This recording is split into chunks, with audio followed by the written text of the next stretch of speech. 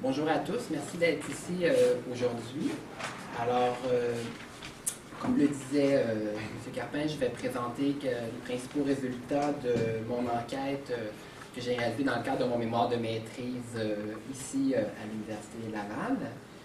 Alors, pour vous donner une petite idée de ce qui s'en vient au menu, alors je vais d'abord un peu parler du contexte de l'enquête. Je vais par la suite poursuivre avec les questions, ma question de recherche, les objectifs qui s'y rattachent, de même que la problématique l'entourant. Pour poursuivre par la suite avec la méthodologie et l'échantillon que j'ai choisi. Et j'aborderai dans une deuxième partie l'analyse qui s'est basée sur une double démarche, à la fois thématique et individuelle, et présenterai les principaux résultats pour terminer en fin de parcours avec une conclusion.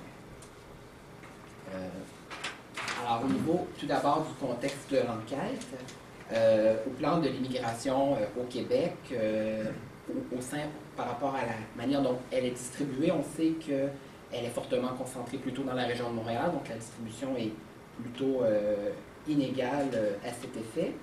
Et puis, il y a eu des tentatives par le passé et qui sont toujours en cours de vouloir régionaliser l'immigration,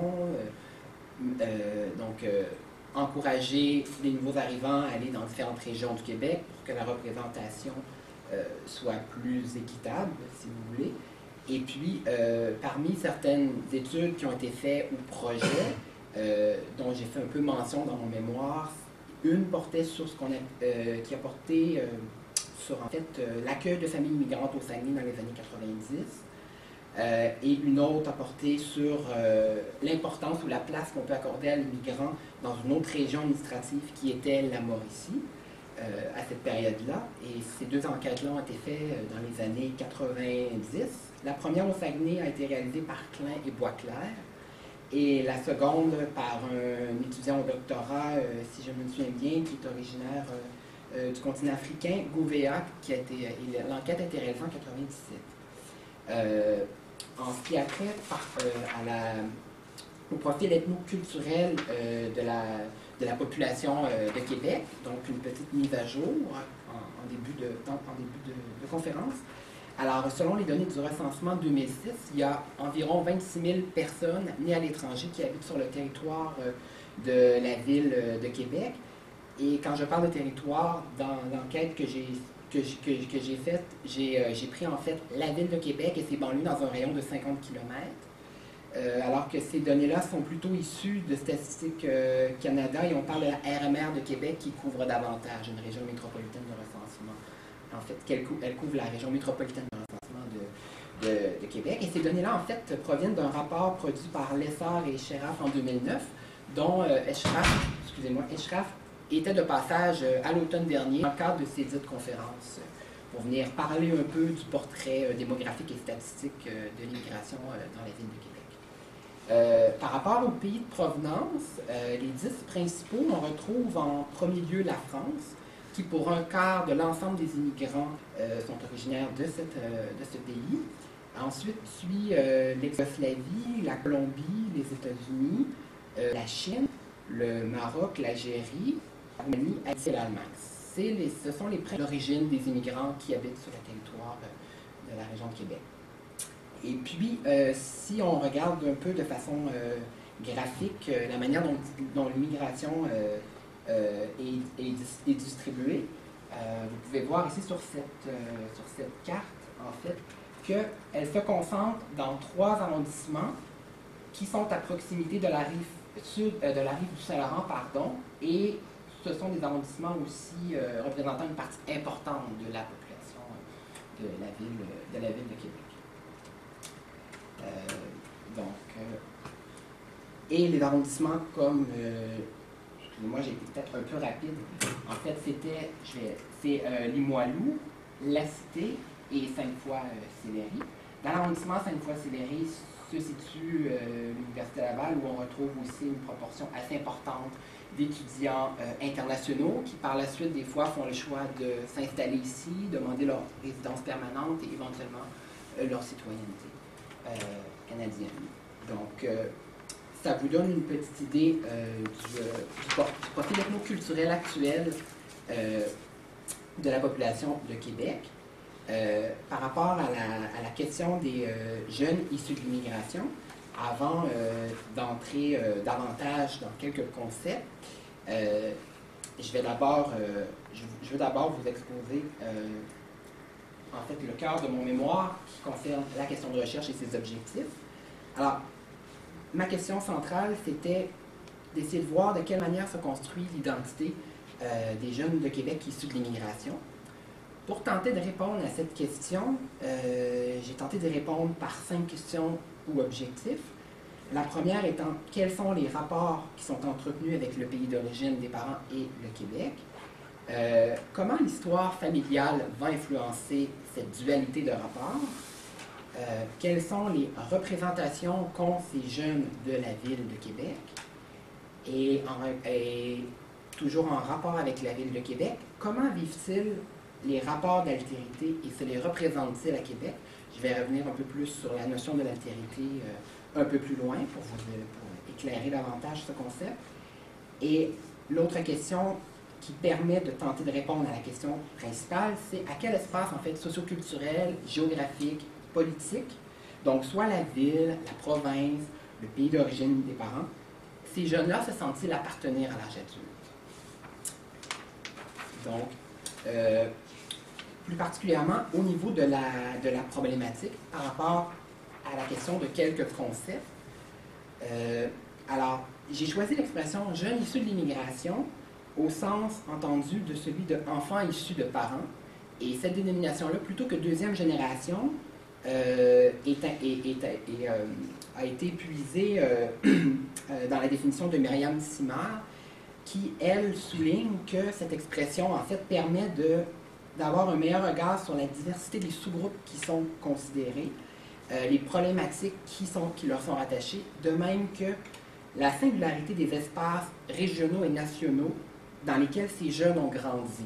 Alors, par exemple, un jeune issu de l'immigration qui a grandi en milieu rural sur la rive sud de Québec, bien peut-être que sa scolarité était faite à Québec même, son rapport à l'espace, ses références peuvent se traduire différemment de celui qui a vécu tout près du centre-ville, dans un milieu beaucoup plus urbain, entouré d'une population peut-être davantage un peu plus diversifiée sur le plan des origines ethniques. Donc, c'est une des raisons pour lesquelles j'ai préféré utiliser cette dénomination-là plutôt que celle d'immigrants de deuxième génération, où le concept de deuxième génération, parfois, peut amener certains flous. Du moins, c'est ce que certains auteurs dans la littérature ont souligné. En regard d'un autre concept qui est au cœur de ma mémoire, qui est la question de l'identité individuelle. En fait, l'identité, elle est produite par l'acteur et elle est en partie conséquemment subjective et elle s'inscrit conséquemment aussi dans le rapport à l'autre, ce qu'on appelle aussi l'altérité. Et elle ne peut être dissociée de ce qu'on peut appeler le rapport à l'autre. Ce qui m'amène à vous parler un petit peu du concept de l'altérité, qui en fait renvoie au rapport à l'autre, pensé et vu comme différent de soi. Alors celui qui est devant nous nous apparaît comme différent, ça peut être par ses traits physiques, visibles, ou ça peut être par ses traits invisibles. Lors d'une discussion, ça peut être ne serait-ce que l'origine ethnique de son patronyme, etc. En regard de la question des jeunes issus de l'immigration, l'altérité se pose dans la façon dont la différence, comme je le mentionnais, relève du groupe d'appartenance et des traits visibles. Donc, ça peut être la couleur de peau, la forme des yeux ou invisible. Ça peut être l'accent, le nom de famille. Et puis, la manière dont ces jeunes issus de l'immigration se définissent et se sentent perçus dans différents contextes, l'altérité va entrer en ligne de compte dans ces contextes-là. Et un autre concept qui a fait partie aussi, qu'on retrouve dans les questions de recherche que vous voyez sur l'écran, c'est la question des représentations sociales, qui en fait se caractérise un peu par ce qu'on appelle un processus de reconstruction. En fait, c'est un processus de reconstruction, d'interprétation de l'objet, d'expression du sujet. Et l'objet peut prendre différentes formes. Ça peut être la ville, ça peut être les discours qui circulent entourant la ville, dans les résultats, dans les matériaux que j'analysais, les entrevues de mes répondants, c'est beaucoup les discours qui circulaient. Donc, le regard que les jeunes posaient sur les discours de la société majoritaire, en fait, si on veut, les Québécois d'origine, dans la ville de Québec, comme la majorité de la population est issue de ce groupe-là. Et puis, en fait, les représentations sociales sont aussi intimement liées à la question des sentiments d'appartenance. Comme le souligne, en fait, Kaufman, il explique que les liens que l'on peut ressentir vis-à-vis d'un groupe d'appartenance reposent sur la jonction entre deux formes identitaires, donc celle de l'identité pour soi et l'identité pour autrui. Donc, comment on se définit soi-même et comment l'autre nous perçoit. Et puis, de façon plus concrète, ce que ça peut signifier, c'est que se sentir soit québécois, chinois, ne peut prendre forme qu'à travers cette double identification, qui est à la fois individuelle et collective, si vous voulez. Pour ce qui est de la méthodologie, en fait, j'ai fait des entretiens individuels que j'ai conduits sous le mode qu'on appelle entretien semi-directif, donc des entrevues semi-ouvertes. C'était pas à la différence d'une entrevue fermée comme un questionnaire qu'on distribue et qu'on ramasse par la suite. Et les entrevues ont en moyenne duré 1h30. Et les jeunes issus de l'immigration, les traits qui ont caractérisé l'échantillon que j'ai choisi, en fait, ils étaient âgés entre 25 et 35 ans, dans la définition que j'avais en fait que j'avais préparée dans l'annonce que j'ai fait diffuser pour tenter de recruter ces jeunes. Alors, ils devaient être âgés entre 25 et 35 ans, habiter la région de Québec, que, comme je vous disais tout à l'heure, je définissais comme la ville et ses banlieues dans un rayon de 50 km, et être né de parents nés à l'étranger ou être né à l'étranger et arrivé au Québec en bas âge, donc à l'âge de 8 ans ou moins.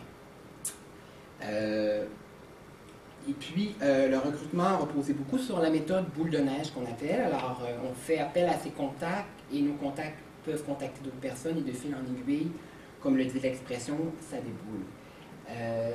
Alors, au total, comme je vous disais, j'ai rencontré 12 personnes et les âges spécifiques, ils ont entre 24 et 32 ans. En ce qui a trait à quelques données sociodémographiques leur étant liées, alors, sur le tableau que vous voyez à l'écran, alors en fait, c'est quelques données parmi d'autres que j'ai recueillies. Les lieux de naissance des parents sont variés et viennent de différents continents. Alors, on a Haïti, le Salvador, l'Égypte, le Liban, le Vietnam, le Laos, la Thaïlande, le Japon et la Russie. En ce qui a trait à la question des sexes, on a la parité. J'ai rencontré 6 hommes et 6 femmes. Et concernant la question linguistique, c'était une question dans les données sociodémo qui m'intéressait. Alors en fait, la langue maternelle du répondant, langue maternelle entendue comme la première langue apprise et comprise, 7 des jeunes en question avaient celle de leurs parents, et 4 avaient le français, et une autre personne avait à la fois le français et la langue maternelle de ses parents. Et en ce qui a trait à la langue maternelle des parents, 9 avaient une autre langue que le français, et 3 avaient le français et une autre langue. Donc, certains des parents avaient 2 langues à leur arrivée ici. Et puis, ce qui m'amène à parler un petit peu de l'analyse des données des discours qui ont ressorti. Alors, comme je vous le disais tout à l'heure, l'analyse repose sur une double démarche qui est à la fois une analyse par thème et une analyse individuelle, donc chacune des histoires des répondants prises séparément. Et puis, elle a reposé en fait sur une méthode qu'on appelle la théorisation ancrée ou grounded theory, développée par Strauss et Corbin. Et puis, en gros, c'est que l'interprétation de leur discours, on interprète leurs propos, leur discours, tel qu'on peut en faire l'analyse par le biais de leurs propos. Et puis, l'analyse thématique, la première démarche, en fait, le but, c'est de tenter de dégager de l'ensemble des entrevues les éléments qui reviennent et ceux qui diffèrent en regard de chacun des thèmes principaux qui ont constitué mon questionnaire d'entrevue. alors que l'autre volet, qui est l'analyse individuelle, comme je vous le disais un petit peu précédemment, en fait, c'est vraiment d'essayer de saisir la singularité et la cohérence des expériences, des trajectoires, des perspectives prises individuellement. Et de façon plus concrète, alors l'analyse individuelle, en fait, c'est vraiment d'essayer de voir comment sont abordés chacun des thèmes par chaque répondant. Et puis, si on revient sur le premier volet qui est l'analyse thématique, en fait, dans l'analyse thématique que j'ai faite, il semblait avoir deux aspects ou deux dimensions qui m'intéressaient. En fait, ces deux dimensions, qui m'intéressaient et que j'ai voulu un peu plus creuser. Et ces dimensions-là, on les retrouvait dans une des questions de recherche tout à l'heure, qui est la première, la question des rapports entretenus avec le pays d'origine de leurs parents et le Québec. Alors, un des aspects qui est ressorti par rapport à leurs parents, un des premiers éléments est plutôt d'ordre géographique, en fait, c'est que les liens familiaux et l'histoire de la migration engagent souvent une multiplicité d'espaces. Donc, pour le dire autrement, j'ai des jeunes, par exemple, où leurs parents sont nés dans un pays où la situation politique est instable, ont été persécutés, ont tenté de quitter et d'aller dans un pays limitrophe, et par la suite ont tenté de venir au Québec, où des fois ils ont passé par plusieurs lieux avant d'arriver ici au Canada.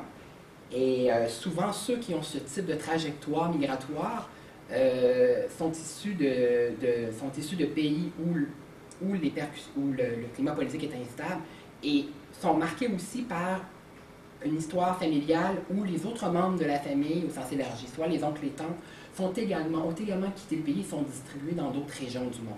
J'avais une de mes répondantes, par exemple, qu'elle avait de la famille en Ontario, elle en avait aux États-Unis sur la côte Est et sur la côte Ouest, elle en avait en Australie et en France. Pour vous donner un portrait de la distribution géographique. Et puis, un autre aspect qui est ressorti par rapport au rapport au pays d'origine des parents, c'est que les répondants m'ont tous souligné qu'ils ont conservé certaines références par rapport à ce pays-là, et c'est des références qui leur ont été transmises par leurs parents, et certaines concernent, par exemple, le séjour dans le pays d'origine. Pour certains répondants, le séjour, si c'était le premier, ce fut une expérience très marquante sur le plan identitaire. La question de la langue, bien sûr, du pays d'origine. Certains répondants m'ont souligné que leurs parents ont tenu à leur transmettre l'histoire, la politique, la culture des pays de leurs parents. Et l'éducation reçue aussi. Dans certains groupes particuliers, la manière dont l'éducation est perçue dans le pays de parents versus comment elle est anticipée ici, elle diffère et le jeune a dû trouver une espèce d'équilibre ou conjuguer, trouver son compte à l'intérieur de ces deux représentations-là éducatives, si vous voulez. Alors, la question, la question au plan géographique et au plan des références, c'est deux aspects qui sont ressortis par rapport au pays des parents. Et si on regarde, toujours dans le volet de l'analyse thématique, un autre aspect qui concerne plutôt le rapport au Québec et plus spécifiquement à la ville de Québec, il y a quelques dimensions qui sont ressorties, mais aujourd'hui, je vais m'attarder principalement à l'une d'entre elles qui porte sur ce que j'ai appelé en fait les rapports d'altérité à Québec, ou pour le dire autrement, en fait, les expériences d'altérité ou comment se vivent les rapports d'altérité dans une ville essentiellement homogène comme la ville de Québec. Alors, un des volets par rapport à la question des rapports d'altérité, c'était le profil ethnoculturel de la population. Et la majorité des jeunes que j'ai rencontrés m'en ont fait état. Alors, par exemple, une forte proportion de jeunes ont comparé systématiquement Québec à Montréal sans qu'aucune des questions dans mon questionnaire utilise le nom de la ville de Montréal. C'est venu naturellement de leur part. Et lors de cette comparaison-là, il y avait la logique suivante, Québec perçu comme une ville homogène, Montréal perçu comme une ville davantage cosmopolite. Et par rapport à ce regard-là, la majorité des participants, pour eux personnellement, avaient quand même un regard plutôt positif sur la diversité ethnique montréalaise. Il y a seulement quelques répondants qui la questionnaient en fait. Et un autre aspect en regard des rapports d'altérité à Québec, c'était un thème que j'ai appelé en fait Québec, ville intolérante. Alors, point d'interrogation. Alors en fait, c'est que même s'il y a peu de répondants qui m'ont souligné qu'ils ont soit été victimes ou leurs parents auraient été victimes par le passé de situations discriminatoires, il n'en demeure pas moins que la perception qu'ils ont sur les discours de la majorité de la population ici qui circulent ont des tendances qui s'apparentent un peu à certaines formes de discrimination.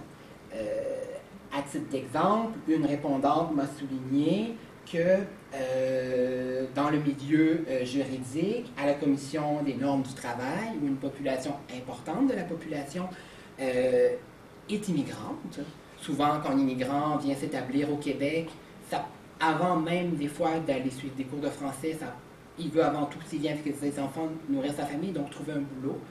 Et il veut avoir une idée un peu des normes, des bases pour ouvrir un commerce, ou ouvrir un centre culturel, etc. Et les propos tenus par certains avocats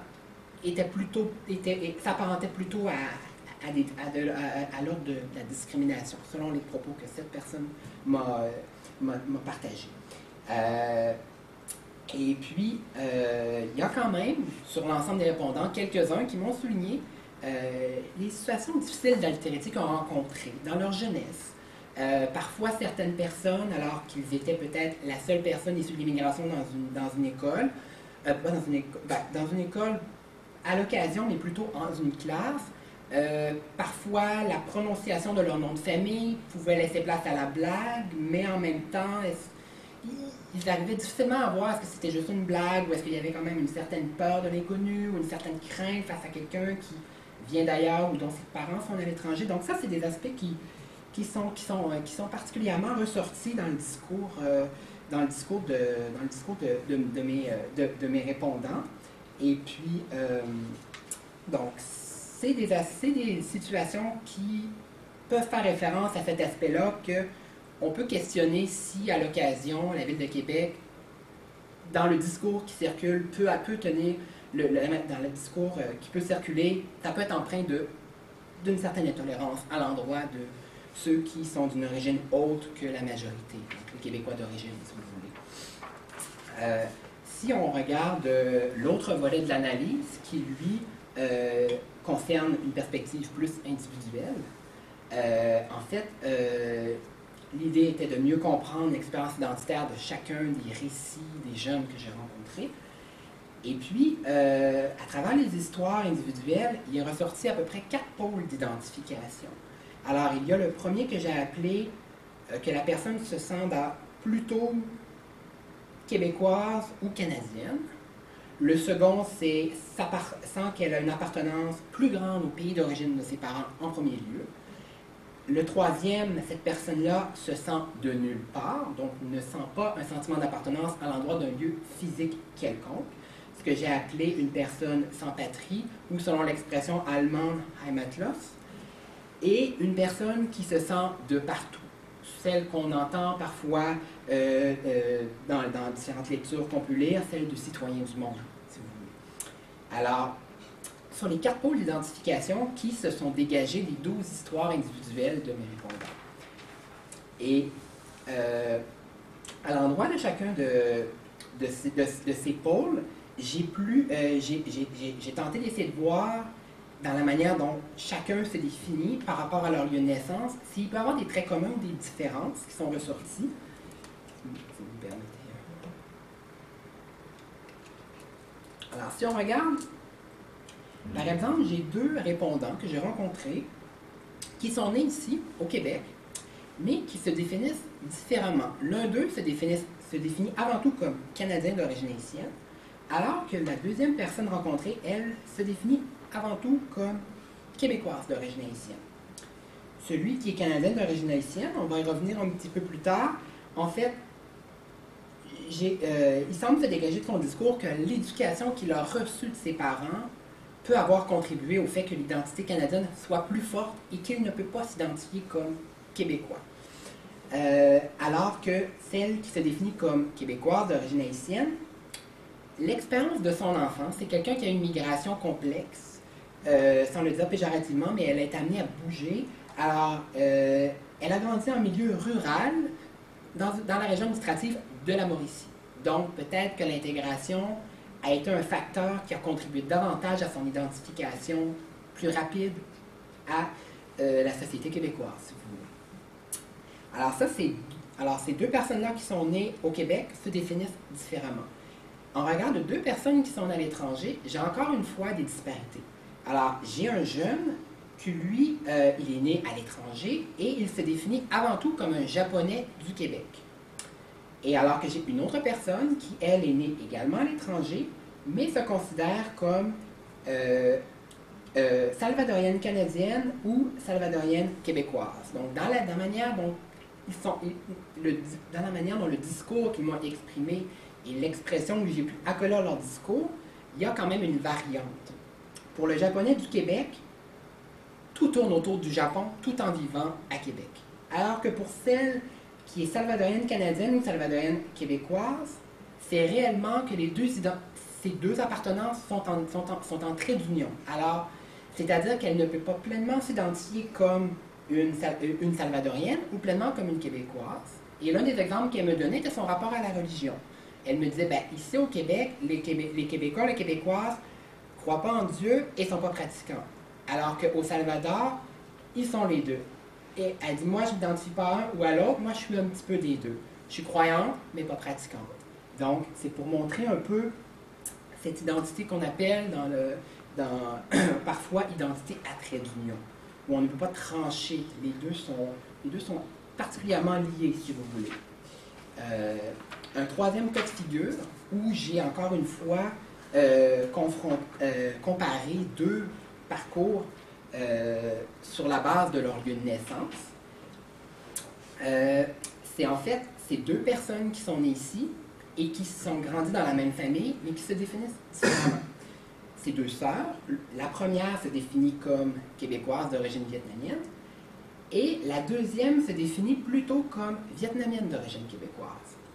Et d'après leur discours, ce qui semble se dégager, celle qui sent une appartenance identitaire plus forte à l'espace québécois, semble être liée à son séjour au Vietnam, où elle s'est sentie totalement étrangère, même si phénotypiquement, alors elle est très visible, elle était comme toutes les autres. Alors que celle qui se définit avant tout comme vietnamienne d'origine québécoise, très jeune dans sa jeunesse, son père l'a initiée au taekwondo, et cet art martial-là a eu un impact sur l'ensemble de ses références culturelles identitaires. C'est-à-dire qu'à travers le taekwondo, ce fut pour elle une occasion de rester en contact de façon assez rapprochée avec l'Asie du Sud-Est, avec les philosophies religieuses qui peuvent accompagner cet art martial qui s'apparente un peu au bouddhisme. Alors c'est un peu ce qui fait que cette répondante-là semble avoir un attachement plus fort en premier lieu au Vietnam. Et suite à ces histoires individuelles-là dont j'ai fait une première analyse, j'ai été amené, en combinant l'analyse thématique et l'analyse individuelle, à faire une esquisse de typologie, donc à créer des catégories. Et j'utilise l'expression esquisse parce que sur l'ensemble de mes catégories, j'ai seulement 2 catégories qui contiennent quelques répondants et j'ai 3 catégories, entre guillemets, qui contiennent qu'un seul répondant. Donc, il y a des bémols à mettre sur la validité de ces 3 dernières catégories. Si j'avais eu quelques répondants, peut-être que j'aurais pu pousser l'analyse plus loin dans les 3 autres catégories dont je vais vous parler par la suite. Alors, avant d'aborder les différentes catégories, peut-être juste préciser que cette typologie-là, ou cette esquisse de typologie, s'appuie sur 5 facteurs qui sont ressortis dans les propos de mes répondants, qui semblaient jouer un rôle dans leur discours. Alors, il y a le pays de naissance, je l'ai évoqué un peu par les comparaisons entre des gens parfois nés dans le même pays ou versus nés à l'étranger qui se définissent différemment à l'âge adulte. Il y a le projet éducatif des parents, qui est un autre facteur qui a joué chez certains des répondants, j'y reviendrai un petit peu. Le phénotype dont on a parlé tantôt, l'apparence physique, le fait par exemple d'avoir une couleur de peau différente, un type de chevelure différent ou la forme des yeux. Le séjour dans le pays d'origine des parents. Et le cinquième facteur est ce que j'ai appelé l'étroitesse des liens avec les référents culturels du pays d'origine, entretenus au Québec par ces pratiques. En fait, je vous ai un peu témoigné la chose en vous parlant de celle qui se définissait comme vietnamienne d'origine québécoise, par l'importance que dans son quotidien, dans sa vie, le taekwondo a occupé dans sa jeunesse et occupe encore sur le plan de fondement philosophique ou de façon de voir la vie, de philosophie de vie, si vous voulez. Sa philosophie de vie, pardon. Alors, si on regarde chacun des types en question, alors le premier, et c'est celui qui comporte le plus de répondants, je l'ai nommé, en fait, ambassadeur québécisé. Donc, comme son nom l'indique, ce sont dans la majorité des cas des gens qui sont nés dans le pays d'origine de leurs parents. Ils maîtrisent généralement très bien la langue maternelle de leurs parents. Ils ont grandi dans un environnement où ils ont entouré aussi beaucoup de gens issus du pays d'origine de leurs parents, ne serait-ce parce que leurs parents ont peut-être été, certains d'entre eux, pardon, ont été entrepreneurs. Alors, par exemple, j'ai rencontré des jeunes dont les parents étaient propriétaires de commerce. Alors, le commerce jouait à la fois le lieu d'un espace de travail et de rémunération, et en plus, jouait un espace social, parce que, par exemple, le commerce pouvait servir à des réunions de l'association ethnique, où les parents avaient un attachement, par exemple. Un autre aspect qui ressort des ambassadeurs québécisés, c'est, comme je le disais un petit peu, en fait, c'est les stratégies que les parents ont mis de l'avant pour maintenir un lien très proche avec leur pays d'origine. Alors, le commerce en est un exemple. L'ouverture d'un centre culturel, comme en matière des arts martiaux, en est un. Ou une implication très importante dans un centre multiethnique. J'ai une répondante dont son père a été le président d'une association ethnique représentant son pays, en fait. Et par rapport à ces aspects-là, un autre qui coule de source, c'est qu'ils sont très attachés, ces jeunes-là, au pays de leurs parents, et très souvent c'est le leur. Et dans ce contexte-là, ils jouent un peu le rôle d'ambassadeur. Alors, parfois, ils vont faire connaître un peu ce qu'ils aiment, ce qu'ils apprécient du Québec, en allant faire un voyage dans le pays d'origine dans lequel ils sont nés. Donc, j'ai par exemple une répondante qui s'est inspirée du modèle des petits déjeuners au Québec pour aller l'exporter avec son père au Salvador. Et elle fait des allers-retours sur une base quelques fois par année pour voir et suivre l'évolution du projet, de l'initiative sociale et communautaire mise de l'avant. Parmi les autres catégories, la deuxième plus importante est celle que j'ai appelée les Québécois enrichis, où j'ai 3 répondants. Alors, le Québec, c'est généralement leur lieu de naissance. Ces jeunes ont souvent fait une visite dans le pays des parents et s'y sont allés peut-être 1 ou 2 fois. Et c'est souvent à l'adolescence ou à l'âge adulte. Et pour certains, il y a une remise en question qui a été faite à la suite du voyage. Ou à leur retour, ils étaient un peu perdus. Ils se demandaient, est-ce que chez moi, c'est dans le pays de mes parents ou est-ce que c'est ici? Et vice-versa. Et pour certains où la coupure ou la distance fut très grande, en revenant ici, ils se sont distancés, ils se sont un peu plus distancés de leur identité du pays d'origine de leurs parents. Par exemple, une répondante qui m'a souligné qu'après son séjour au Vietnam, elle s'est sentie beaucoup étrangère, elle a eu beaucoup de difficultés à composer avec le quotidien des gens. Étant une jeune femme, le rapport homme-femme dans ce pays-là la saisissait à plusieurs égards. Et puis, à son retour, dans la même période, elle a décidé de laisser tomber son nom d'origine vietnamienne. Pendant toute sa jeunesse, jusqu'à l'âge de 20 ans, elle gardait son nom d'origine vietnamienne et celui en français. Et à son retour, elle a décidé de, sans me préciser nécessairement que c'était lié au voyage, mais elle est consciente qu'il peut y avoir un impact. Ça s'est fait dans une période assez semblable. Donc, c'est pour dire qu'il y a eu un renforcement identitaire à l'endroit de son identité québécoise, selon ses propos, toujours. Et ce qui caractérise en fait ces jeunes-là aussi, comme l'expression le dit, Québécois enrichis, ils sont en mesure de cumuler des appartenances. Alors, ils peuvent à la fois se sentir pleinement québécois, québécoises, avec une valeur ajoutée qui est l'appartenance au pays d'origine de leurs parents. L'autre sous-catégorie, en fait, sous-catégorie au sens où elle ressemble, les traits s'apparentent énormément à celui du Québécois enrichi, mais c'est le rapport à l'espace géographique ou politique qui change.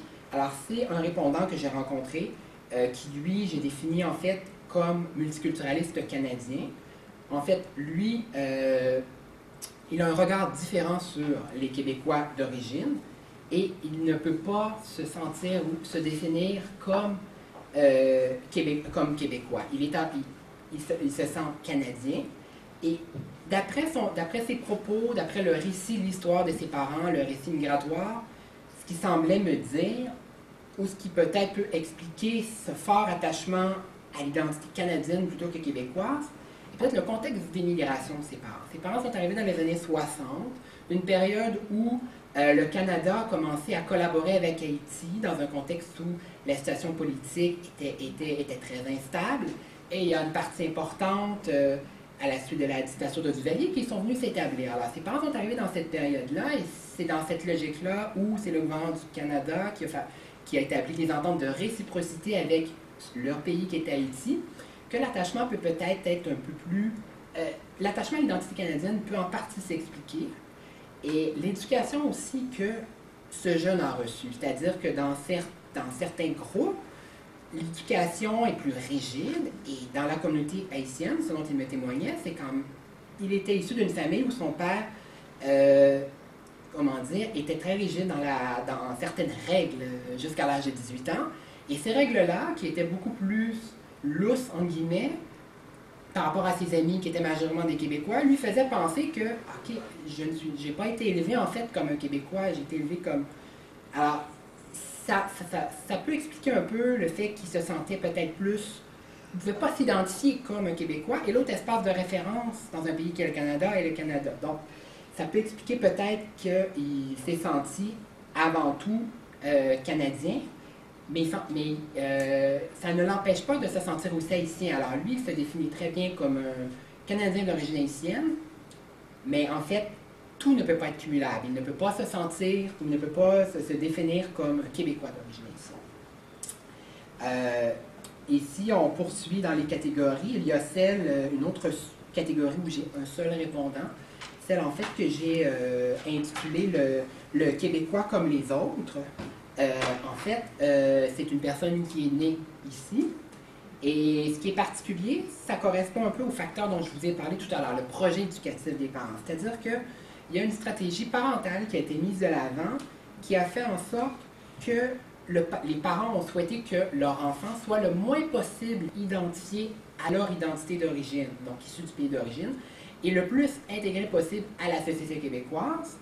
Et l'hypothèse que lui a pu me soumettre par rapport à ça, c'est qu'il croit que comme ses parents ont été persécutés dans leur pays d'origine, si leur enfant est en mesure de se débrouiller dans la langue maternelle de leurs parents et qu'il avait un jour le désir d'y retourner, peut-être qu'il pourrait subir le même sort. Alors ça a été peut-être une certaine forme de protection à l'endroit de leurs enfants, si je peux m'exprimer ici. Et ça a eu comme conséquence, particulièrement directe, qu'en fait, ses parents ont refusé de lui apprendre leur langue maternelle. Donc, il a pratiquement 30 ans, et ses parents, lorsqu'ils parlent en langue d'origine, lui, il ne saisit pas un mot. Donc, j'ai senti chez lui une certaine déception dans cette façon-là, ou cette stratégie parentale-là qui a été mise de l'avant par ses parents. Et une autre catégorie, encore une fois, où il y a un seul répondant, c'est celle qui correspond à un des pôles d'identification dont je vous ai parlé tout à l'heure, qui est le sans-patrie. Alors, cette personne-là, elle est née au Québec, et elle n'a aucun phénotype qui pourrait la différencier ou qui pourrait faire en sorte qu'elle pourrait être perçue comme étrangère ou d'une autre origine que québécoise d'origine. Mais elle ne sent aucune reconnaissance à l'espace québécois, pas plus qu'au pays de ses parents, qui est le Liban.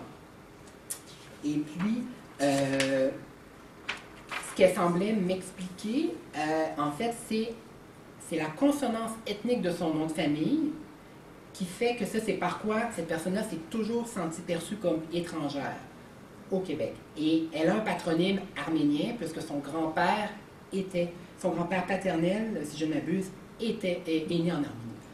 Alors, souvent, les questions qui sont revenues dans sa jeunesse, et même encore à l'âge adulte, le nom de famille qui lui est lié, amenait toujours des questions mais ça peut, ce nom-là ce nom-là nous fait, comment dire, nous laisse pas penser que ça vient du Québec. Et puis là, il disait que ses parents étaient nés au Liban, mais là, il était obligé d'expliquer entre guillemets toute l'histoire que finalement c'est un patronyme arménien. Donc, disons que son patronyme attirait beaucoup l'attention. Et cet intérêt pour son nom de famille, qui est un élément clé dans l'identité d'une personne, et qui a un aspect aussi important à travers la transmission entre générations, etc., l'a amené un jour, à l'âge adulte, un peu plus, à se questionner sur l'Arménie. Donc, il a fait des recherches, comme beaucoup d'Arméniens de deuxième génération ont pu si je fais référence à certaines études que j'ai pu lire, il y a une quête identitaire qui, à un moment donné, prend naissance chez ces jeunes-là. Donc, il a fait quelques recherches, mais en bout de piste, il m'a dit, pour le moment, il ne se sentait pas plus pour autant arménien. Donc, il est dans une recherche d'une quête identitaire. Il est à la recherche d'une identité et il continue de chercher, si vous voulez. Et l'autre catégorie est celui que j'ai appelé le cosmopolite, et celui qui fait référence en fait aux citoyens du monde, un autre dépôt d'identification dont je vous ai fait mention tout à l'heure. Alors lui, il se reconnaît vraiment sur une base individuelle. C'est pas sur une base ethnoculturelle où il y a une appartenance ethnique quelconque. Alors, il y a vraiment chez lui un refus d'une identité collective et il refuse aussi le caractère exclusif des appartenances. Et se considérant comme cosmopolite, c'est peut-être une posture pour lui qui est plus facile à accepter parce que c'est une personne qui, par son travail, est amenée à bouger beaucoup. Elle fait beaucoup d'allers-retours par exemple aux États-Unis et en Europe par son travail où elle a des contacts avec des clients dans ces deux régions du monde. Donc peut-être que ça peut expliquer que cette identité-là le rejoint davantage. Et par contre, elle est pleinement consciente que trois appartenances ethnoculturelles l'habitent, c'est-à-dire l'appartenance russe, l'appartenance juive et l'appartenance québécoise.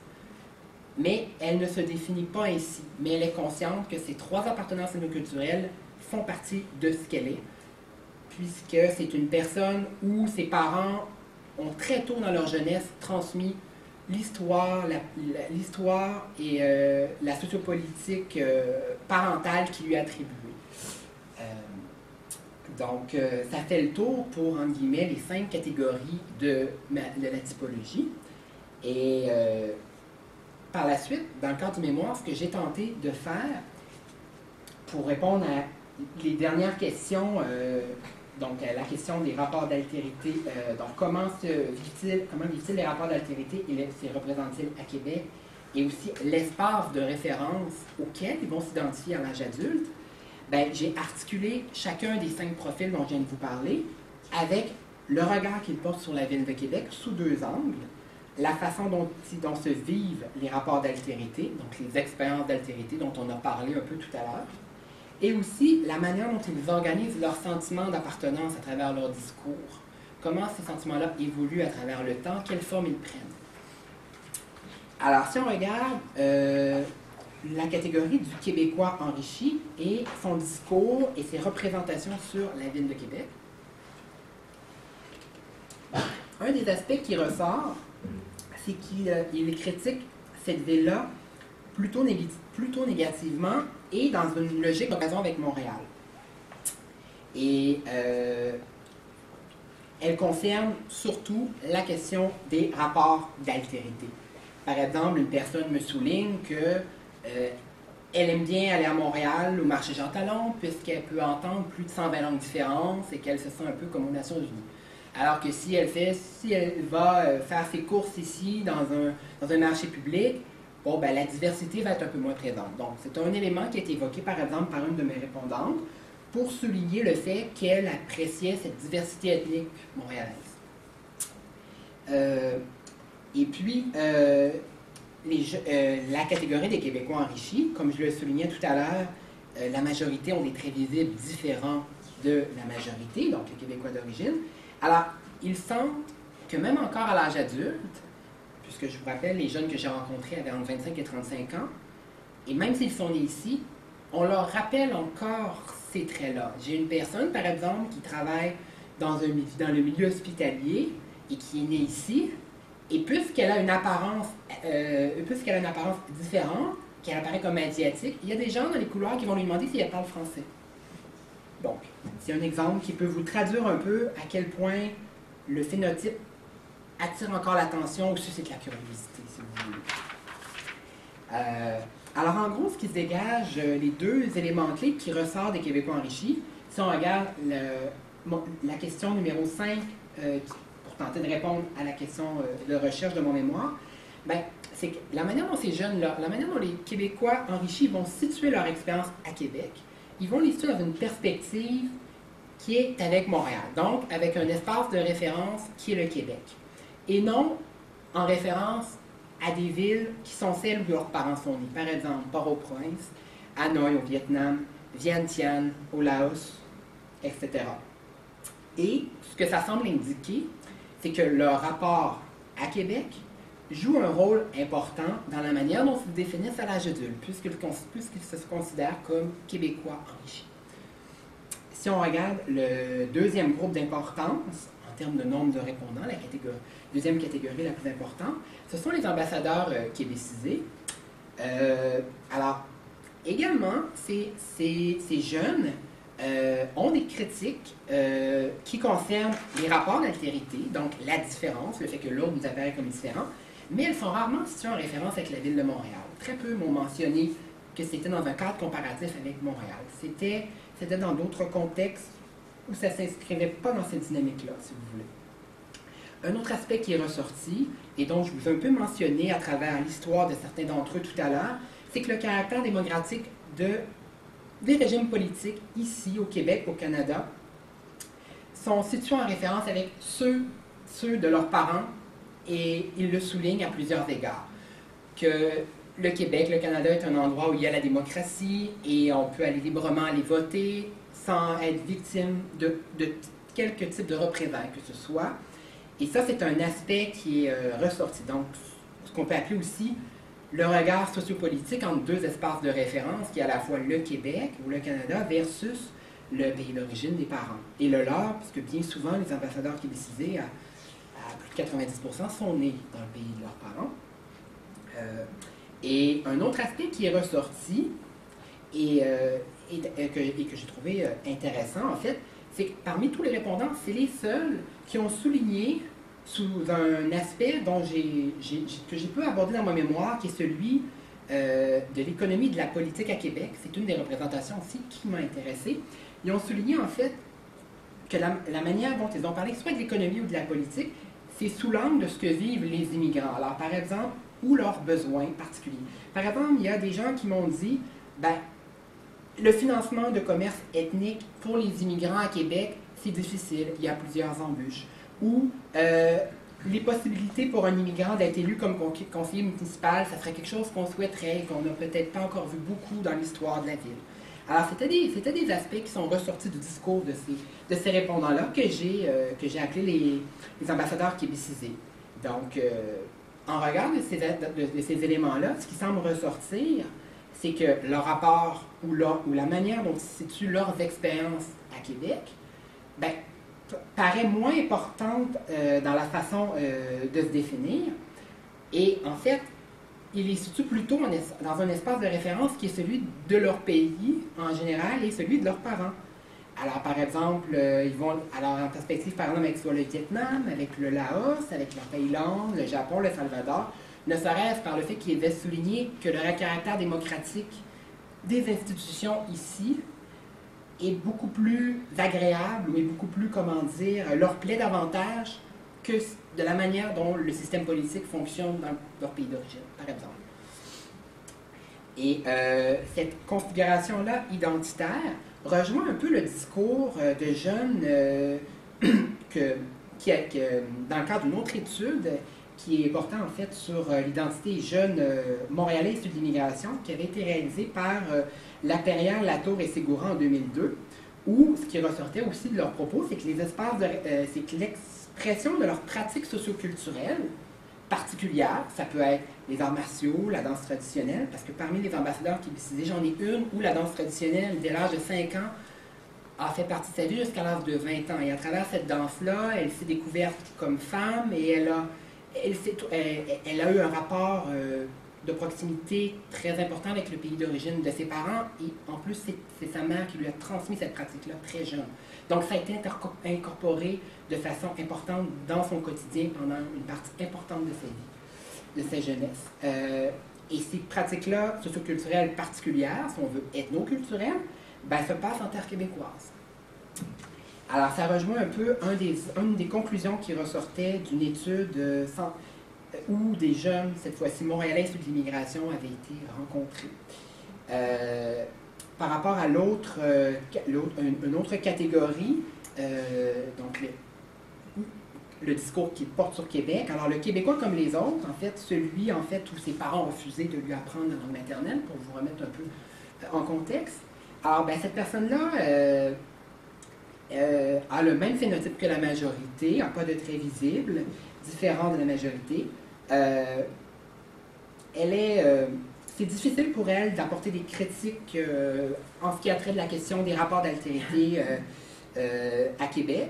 Et l'aspect probablement qui joue le plus dans le regard qu'elle porte sur la ville et qui s'apparente beaucoup au discours des Québécois enrichis, ben, c'est qu'elle a eu une éducation parentale en guillemets à la québécoise, c'est-à-dire que ses parents ont tout fait pour que leur enfant se sente le plus possible comme québécois.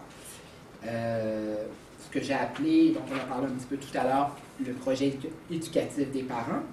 Et en fait, ce que ça signifie, c'est que ce jeune-là, le Québécois comme les autres, ben, il situe ses expériences à Québec dans un espace de référence qui est le Québec, qui est une configuration spatiale identitaire qui s'apparente beaucoup à celui des Québécois enrichis.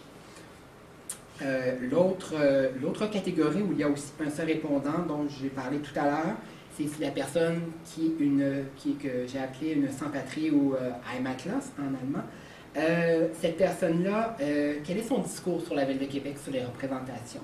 Ben, en fait, elle a un faible attachement à cette ville-là, mais elle n'est pas disposée pour autant à quitter la ville, à moins de motifs professionnels. Elle critique à quelques reprises la question des rapports d'altérité dans la ville de Québec, et parfois avec Montréal. Mais par contre, ce qui vraiment la définit, comme le nom l'indiquait, sans patrie, c'est qu'elle ne se reconnaît ni à Québec, pas plus qu'à une autre ville, ici ou ailleurs dans le monde. Donc, la manière dont elle se définit on peut dire, puisque son désir, c'est de rester à Québec, ses expériences se situent dans un espace qui reste québécois, donc ces expériences sont situées dans un espace qui reste celui du Québec. Et la dernière catégorie est ces représentations de la ville sous l'angle des rapports d'altérité et des sentiments d'appartenance. C'est le cosmopolite, celui dont je vous avais un peu parlé tout à l'heure, qui refuse les appartenances ethniques et se définit simplement comme un individu. Alors lui, un peu comme le sans-patrie, il ne ressent pas d'attachement à la ville de Québec, ni à d'autres villes d'ailleurs. Si un jour il devait la quitter, ça serait aussi pour des motifs professionnels.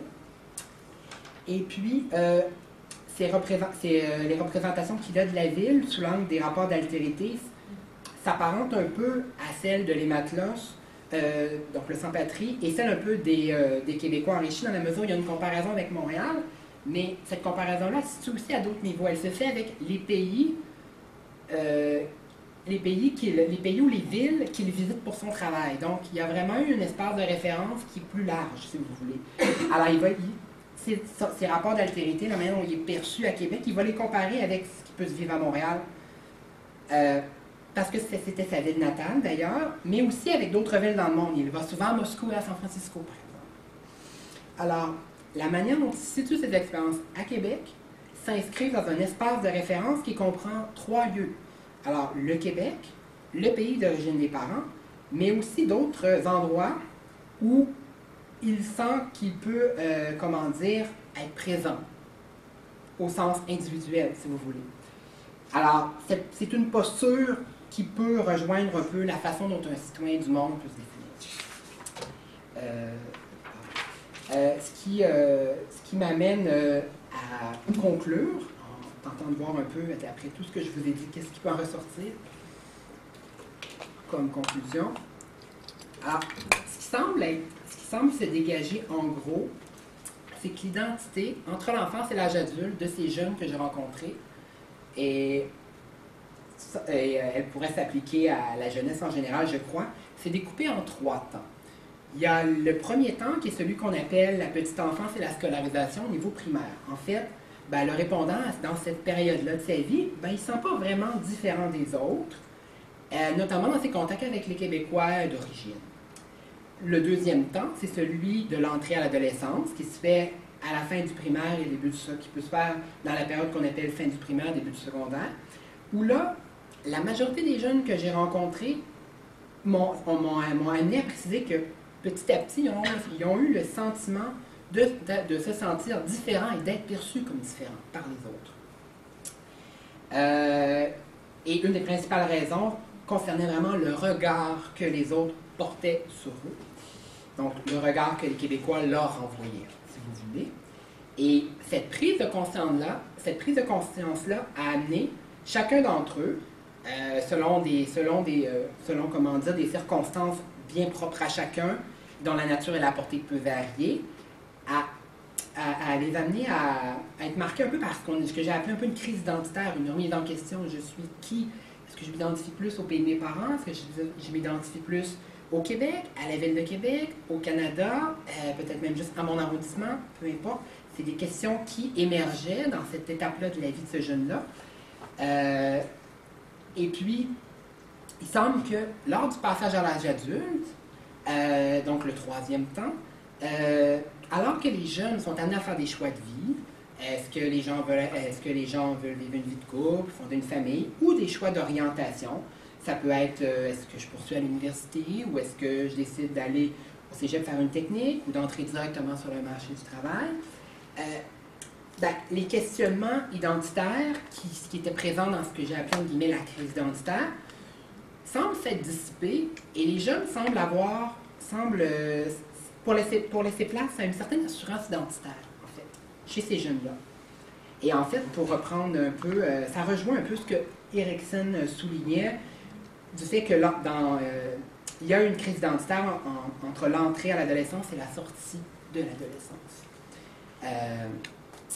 Et un dernier aspect qui peut être souligné en regard de ma conclusion, c'est que l'homogénéité ethnique-culturelle à Québec a contribué de façon variable à ce que ces jeunes issus de l'immigration, et même à leur âge adulte, en viennent à développer le sentiment d'être différent des autres. Alors, une personne peut très bien vivre sa vie, son quotidien, à l'âge de 30 ans ici, à Québec, mais parce qu'elle a, par exemple, un patronyme à consonance ethnique, elle peut se faire appeler 2 ou 3 fois dans la journée d'où elle est originaire. Mais ce n'est pas un poids lourd à porter, mais c'est quelque chose qui a été souligné par les jeunes que j'ai rencontrés. Alors, voilà qui conclut la présentation. J'avais juste une petite image pour clore d'une jeunesse vivante et colorée. Merci beaucoup, Simon. Merci.